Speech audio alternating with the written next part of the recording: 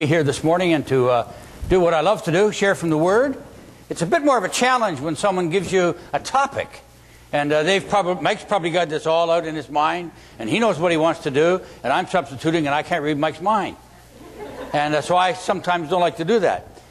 But as I was reflecting on that just a few moments ago, I thought, the challenge perhaps is more on Mike than it is on me, because I'm doing 2 weeks, and then he's got to finish it up, and he doesn't know what I'm saying. And usually you try and build one on the other. But I want you to fantasize with me for a moment this morning. I want you to fantasize. If you had a bank account, and every night or every morning, first thing every morning, someone deposited into your bank $86,000,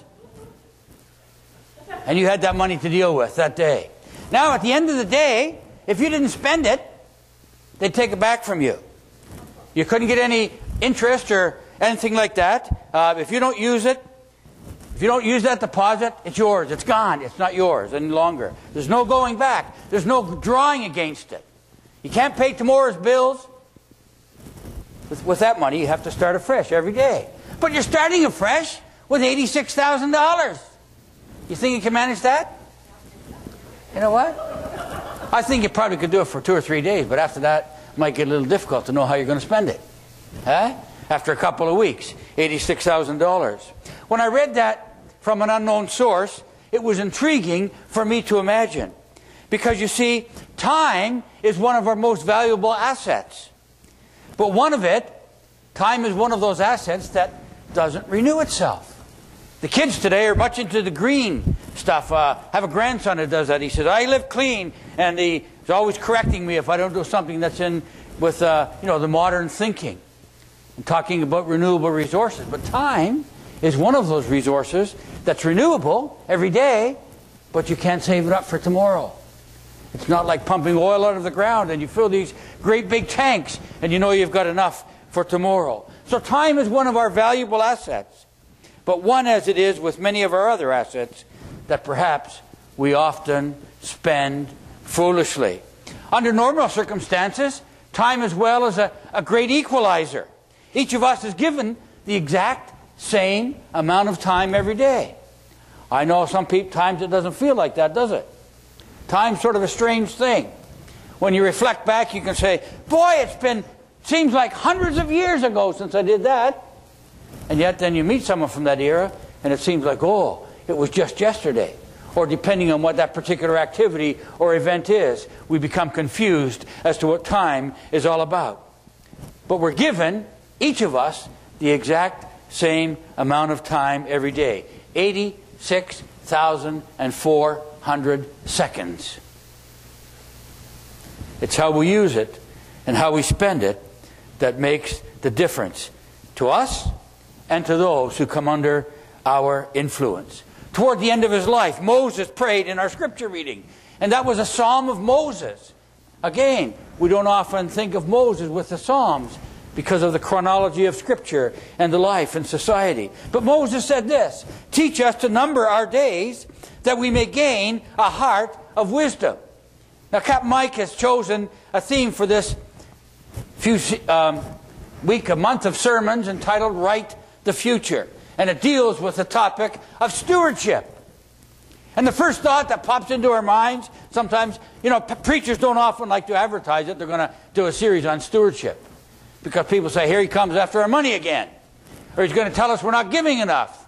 Or we've got all of this kind of stuff going along. But stewardship deals with a lot more than that. Scripture teaches us that we are to be good stewards of much more than money. We also need to be good stewards of our time. If we had time this morning to refer to 2 Timothy, Paul gives Timothy, who was his protege, and Paul was teaching and training Timothy as a young man to take responsibility for a congregation in Ephesus. And he was writing Timothy in 2 Timothy, and it's Paul's last letter that he ever wrote. And he's comparing what the Christian life is and giving him some examples. He said, in some areas you've got to be like a good farmer who's faithful and practices and works hard and does his work. And in other areas you have to be like an athlete. And he talks about, how an athlete trains and keeps his eye on the prize and plays by the rules and that sort of thing. But one of the other little illustrations he used is that of being a steward. Being one who takes care of the things that are put into his trust and given to him from God, and time is one of those things. Stewardship in Scripture relates to the management of something that does not belong to me. That's a simple definition. I'm a steward. I'm to take care of something that does not belong to me, something that has been given to me. And Jesus illustrated that for us in his parables. God has entrusted each of us with every good thing that we need, and we must use it for his glory and not our own. And one of the most important things of these is time. I read a few things this morning, and these are a number of facts about time. And I don't know how authentic they are, but I don't think Jared would give me a book for Christmas that's not authentic. And this book comes from a little present I got from Jared, and it's a bathroom reader. Uncle John's famous quotes that you can read while you're occupied in the bathroom. And here's what it says about time. Every 4 seconds, this one's gross to me, every 4 seconds, somebody in the world opens a can of Spam. If you put 23 people in a room, there's a 50% chance that at least two of them, will share a birthday. We haven't got time to check that out this morning.